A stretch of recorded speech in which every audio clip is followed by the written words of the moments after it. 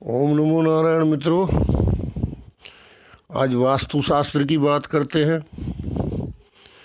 तो मित्रों, जो ये वास्तुशास्त्र हमारे यहाँ से उस टाइम में बहुत विदेशी लोग सीखने आते थे। नालंदा और पाकिस्तान में भी एक यूनिवर्सिटी है, तक्षशिला। तो पहले तक्षशिला थी, तक्षशिला पे जब आक्रमण होने लगे तो वो नालंदा चली गई। बड़ा, चलो खैर उसमें नहीं, मैं तो आज वास्तुशास्त्र की बात कर रहा हूँ। तो हमारे यहाँ से ही सारा ज्ञान गया था, और विशेषकर बुद्ध धर्म जब फैला तो उस काल में ये हमारा वास्तुशास्त्र हमारे यहाँ से विदेशों में चला गया। अब वही हमें वापसी आ रहा है। वो राजा महाराजाओं वाला वास्तु वापसी आया है। जो कुछ एक शरीर का वास्तु था वो कहीं खो गया है, क्योंकि जीवन शैली भी हमारी ऐसी हो गई है। तो मित्रों, कंकड़ पत्थर का, ईंट गारे का वास्तु है, ठीक है, ऊर्जा का सिद्धांत है, लेकिन जब तक खुद का शरीर ठीक नहीं है आदमी का, तो कैसा वास्तु। सवाल ये है कि आप पात्र ही नहीं हो। जब आप पात्र ही नहीं हो तो ऊर्जा प्रवेश करेगी कैसे। मैं कुछ गलत कह रहा हूं तो आप बताओ। अब जो पुराना वास्तु था हमारा, वो जीवन शैली से बिल्कुल उठना बैठना, खाना पीना, सोना, तो मित्रों ये पूरा हमारे व्यवहार में था।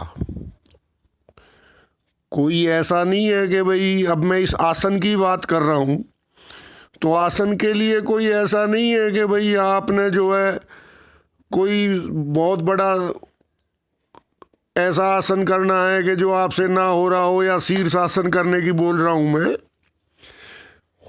आसन तो हम बाद में करेंगे, हम उठना बैठना ही भूल गए हैं। आप देखो ना किस तरह से हम उठ रहे बैठ रहे हैं आजकल, और वो आपके सामने है सब। और फिर सर्वाइकल और कमर दर्द, और इतने बेल्ट, हर दुकान पे केमिस्ट की पे बेल्ट मिल रही है, यानी बहुत ज़्यादा पीड़ित आदमी है। तो मित्रों, अब हमने तो जो अपने गुरु महाराज से सीखा है, हम तो वही बता सकते हैं, क्योंकि उतना ही ज्ञान है हमें। तो मित्रों, ये जो देह का वास्तु है, अपने शरीर का वास्तु है, पहला सुख निरोगी काया। तो ये जो निरोगी काया का वास्तु है, ये हम भारतीयों के जीवन में कूट कूट के भरा था पहले। और वैसे भी ये देह जो है इंसान की, मानव की जो देह है, वो एक मंदिर के समान है। और इस मंदिर में जो है आत्माराम निवास करते हैं। अब मंदिर को चुस्त निरोग पवित्र रखोगे तो वो आत्माराम खुश रहेंगे। अब मंदिर ही तुम्हारा गंदा है, मंदिर ही तुम्हारा टूटा फूटा है, तो थोड़ा आत्माराम भी दुखी होंगे। उसको गंदा मत रखो, साफ रखो। तो मित्रों, एक हमारे यहाँ आसन की आचार संहिता थी।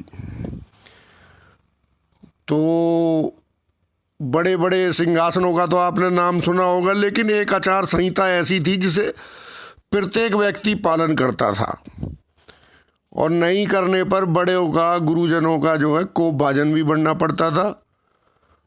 तो शायद ये पीढ़ी में है कुछ अभी बुजुर्ग, अगली पीढ़ी में ये शायद ख़त्म ना हो जाए, तो इसलिए मैंने ये वीडियो डाला है। और मित्रों, ये इतनी सरल विद्या है, इसमें कहीं आपको कोई ऐसा क्लिष्ट आसन करने की वो नहीं है। खाली आप अपना उठना बैठना सीख जाओ। आसन की बात कर रहा हूँ मैं आज। तो आसन अगर आपका ठीक होगा तो आपकी सब बात ठीक होंगी। अब आसन और भी कुछ नहीं, आप खाली सुखासन की बात करता हूँ मैं आज। सुखासन, सीधा पालती मार के आप बैठ जाओ, उसमें तो कुछ भी नहीं है। तो थोड़ी सी अपनी कमर सीधी रखो,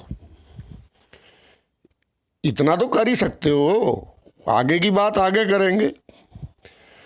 तो आसन में सीधा पालती मार के, और यदि आपने थोड़ी, अच्छा वैसे जो ये आजकल साधन चल रहे हैं इनकी प्रयोग मैंने भी करके देख लिया है। इसमें आप जो अपनी मेरुदंड, जो आपका मेन शरीर की रीढ़ की हड्डी, इसको बैलेंस नहीं कर पाओगे मित्रों। जो आजकल जो भी ये ऑफिस में बैठने की कुर्सियां चल रही हैं, जो भी हमारे ये बेड के गद्दे चल रहे हैं कि आदमी बैठा उस पर और आधा उसके अंदर चला गया, तो मित्रों चाहे कितने ही महंगे ले आओ, लेकिन ये कहीं ना कहीं हमारी रीढ़ की हड्डी को कमज़ोर कर रहे हैं। अब मित्रों हमारा तो जब अपने गुरु महाराज हैं हमारे, तो 90 साल की उम्र है उनकी।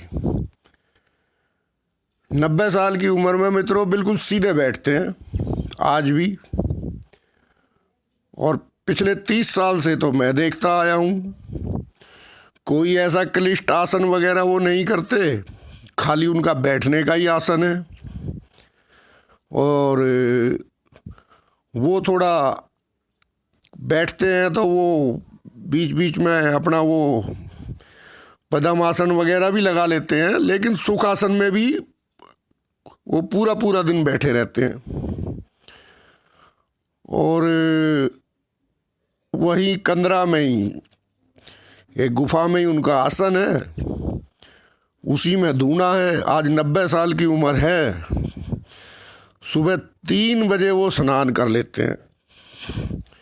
स्नान आदि से सुबह 3 बजे निवृत्त होकर और अपना धूना चेतन कर देते हैं और आसन पर विराजमान हो जाते हैं। अब बात सीधी है मित्रों। अब हम नए नए चेले बने थे, हमने कहा कुछ ज्ञान देंगे गुरुजी, कुछ इनके पास सिद्धि होगी। लेकिन गुरु महाराज ने हमें ऐसी सिद्धि दी कि आज हम जय जयकार कर रहे हैं और आपको भी बता रहे हैं। तो मित्रों हमारा नए नए चेले बने थे, हमें बैठने का भी ज्ञान नहीं था। अब कभी कोई पैर किधर फैला दिया, कोई किधर फैला दिया, या उकड़ू होके बैठ गए ऐसे हाथ पैर बांध के बिल्कुल, या पीछे कमर ऐसे टेढ़ी कर ली। मतलब ये मान के चलो कि अगर कोई कहे कि भाई 1 घंटा तू बैठ जा सीधा सुखासन में ही, तो उतना भी हमारे बस की नहीं था उस टाइम में, जिस टाइम में कि मैं जवान था। आज मैं 55 साल का हूँ। अब आज चाहे मुझे आप 2 दिन बैठा लो, 4 दिन बैठा लो, मैं बैठा रहूँगा। सब अभ्यास की बात है, उसमें कुछ नहीं है। और जब भी हम गड़बड़ होते थे मित्रों, तो एकदम हमें छड़ी लगती थी और डांट भी पड़ती थी, और वो कहते थे भागना, भाग यहाँ से, क्या लेने आया है हमारे पास। कभी गालियाँ भी दे देते थे वो। गुरु लोगों की माया है, वो ज़्यादा मुंह नहीं लगाते, और वो काहे को लच्छेदार बात करेंगे। भाई जिसने अपने 2 आलू सुबह भून के खा लिए धूने में और 2 आलू शाम को भून के खा लिए धूने में, और काली चाय पी ली गुड़ वाली, उसी में मस्त है, आनंद है, तो भाई वो किसी को मुंह क्यों लगाएगा, ये भी देखो ना। लेकिन हम भी पक्के थे मित्रों, हमने को सब लिया ज्ञान। तो मित्रों ऐसा मेरा देखो सबसे बड़ा क्या सिद्धि दी कि मेरा आसन सिद्ध कर दिया गुरु महाराज ने। अब मैं सुखासन लगा लूँ, पद्मासन लगा लूँ, मैं घंटों बैठा रहूँगा, पढ़ता रहूँगा। पढ़ने का भी मज़ा आता है, कुछ दिमाग में भी आता है। तो इसलिए मित्रों, एक गद्दे छोड़ो, आप जो भी आप बैठते हो कहीं पे भी, तो आप अपना इस सुखासन में बैठा करो और कमर थोड़ा सीधी रखा करो। बस आप देखो, आप 1 हफ्ते की प्रैक्टिस करो, आप देखो क्या आनंद आएगा आपको। ना तो आपका कभी पेट खराब होगा, ना कभी कमर में दर्द होगा। बस खाली सुखासन में बैठ के कमर सीधी रखो थोड़े दिन, आपको 1 हफ्ते थोड़ी सी होगी। तो ये तो जो मंदिर का, देह रूपी मंदिर का पिलर है, मेरुदंड, रीढ़ की हड्डी, ये मित्रों ऐसा स्ट्रांग हो जाएगा कि इसमें ऑटोमेटिक सीमेंट लग जाएंगी। और कुछ भी नहीं है, कोई ऐसा मैंने बताया ही नहीं जिसका कोई साइड इफेक्ट हो। बस कम से कम सीधा बैठना सीख जाओ, नीचे से गद्दा निकाल दो और बैठ के आप देखो। एक बार आनंद ना आए तो मेरा नाम बदल देना, कैसी बात कर दी। खाली 15 दिन आप प्रैक्टिस कर लो, 15 दिन बाद आपको पता भी नहीं लगेगा कि मेरी कमर टेढ़ी है या सीधी है। वो आदत बन जाएगी आपकी बैठने की। ऐसे ही जब आप ऑफिस में बैठते हो तो कुर्सियां बड़ी खतरनाक चली हुई हैं आजकल। मैंने तो खैर बाद में, जब गुरु महाराज का आशीर्वाद था मेरे ऊपर, तो मैंने तो अपने सेटी इस टाइप की बनवा ली थी थोड़ी, जिसमें कि आनंद से आदमी बैठ सके। लेकिन अगर चलो नहीं आप कर सकते तो कम से कम ये जो कमर तोड़ कुर्सी है, कमर वाली, इनसे आप, और इन पे बचो तो क्या, आप थोड़ा सा बस अपनी कमर का ध्यान रखो। जितनी देर आपको सीधी रह सके उतनी देर आप इस आसन, ये ऑटोमेटिक आसन है। देखो, जितनी देर आप बैठे रहोगे आपका योगाभ्यास हो रहा है। क्योंकि अगर रीढ़ की हड्डी सीधी रही तो आपको सांस भी देखो बदल बदल के आएगी। जो सांस आएगी वो पूरी आएगी, बढ़िया आएगी, आपके फेफड़ों तक सांस जाएगी पूरी। और नहीं तो आपकी सांस भी गड़बड़ हो जाती है टेढ़ा मेढ़ा बैठने में, आप कभी भी नोट कर लेना। तो मित्रों, कई बार हमने मार खाई, कई बार बातें सुनी, लेकिन ये हमें खाली वो यही कहते थे कि भगवान की बात कर रहा है, बैठना तक तेरे को सीधा आता नहीं। चला आया भगवान का ज्ञान लेने, अरे पात्र बन पहले। तो मित्रों, अब ये धीरे धीरे हमारा जो बुजुर्गों के पास तो है, इस पीढ़ी के पास खोता जा रहा है।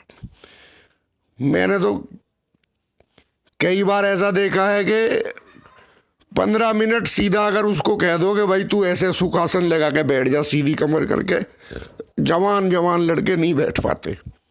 वो तुरंत या इधर सहारा ढूंढेगा, इधर सहारा ढूंढेगा। अब बताओ फिर ये कंकर पत्थर गारा मट्टी का वास्तु किस काम आएगा? पहले अपनी देह का वास्तु सुधारो मित्रों। अब ये आसन, शासन, भाषण और रासन, इस पे आपकी पूरी जिंदगी डिपेंड करती है कि आप कैसे बैठते हैं, फिर आप कैसे बोलते हैं, फिर आपका कंट्रोल, विल पावर कितनी है। आसन, शासन, भाषण, रासन, और फिर आप क्या खाते हो, क्या पीते हो, कैसे कैसे क्या है। तो इस पर पूरी मैं सारी वीडियो डालूंगा, जो जो मैंने अपने गुरु महाराज की शरण में ये वास्तु का ज्ञान लिया है, शारीरिक वास्तु। कोई प्रोफेशनल नहीं, कोई राजा महाराजाओं वाला नहीं, बस एक उन्होंने खाली उठना बैठने की कला सिखा दी मुझे, और बिल्कुल इजीली सुखासन में बैठो। देखो सारे आसन अपने आप लगने लगेंगे आपके। अगर आप 1 घंटा सुखासन में बिल्कुल सही बैठ गए ना, इतना आपका मन भी स्थिर होगा। आप करके देखो मित्रों। इसमें हाथ कंगन को आरसी का और पढ़े लिखे को फारसी का।